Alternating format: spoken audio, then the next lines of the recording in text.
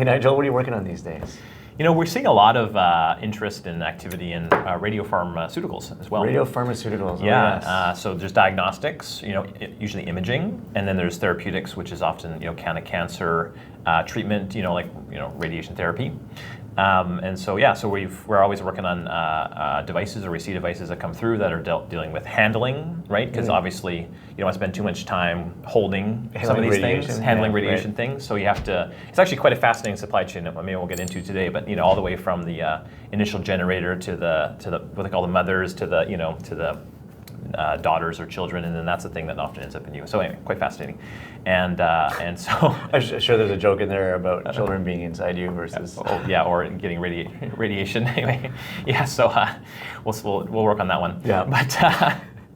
But anyway, so that's what I'm working on these days, and it is really cool. And one thing I was just kind of learning about was one interesting property of some of these diagnostic techniques is that cancer will actually, because it's often like a beast that feeds on your body and also the food that you're eating, it'll actually have higher metabolic rates than some of your other tissue.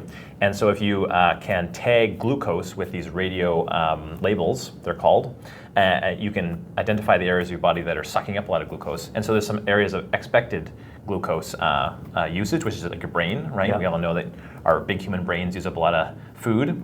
But then if there's a lump in your foot that's taking up a lot of energy too, that might be cancer. And so you can actually see based on the brightness and the location kind of what you're dealing with. So it's quite a fascinating topic. Yeah, it's interesting you happen to mention that, because I just happened to use some radio labeled glucose the other day. That's cool. It's funny, your name's on that. What does that mean? That means I wrote this paper. So we were using FDG or fluorodeoxyglucose, the radio labeled glucose, to look at drug delivery, in this case in a rodent model. Yeah. And we were really interested in trying to look at delivery directly to the brain. Yeah, right? There you go. And so a cool trick that we did is we took, like you said, the radio labeled glucose is really good at getting absorbed, crosses the blood-brain barrier. Good stuff. There's another radio labeled molecule, it's FLT, or I always forget the correct name, fluorothiamidine. Oh, there you go.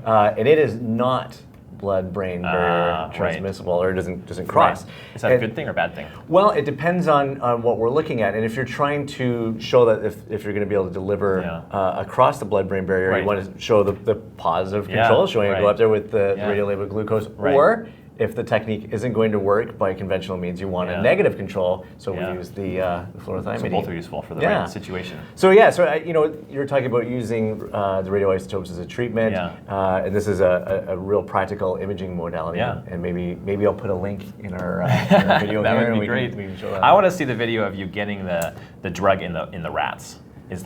How does that work? Well, that's for a different episode. Okay, we'll save that for another time. All right.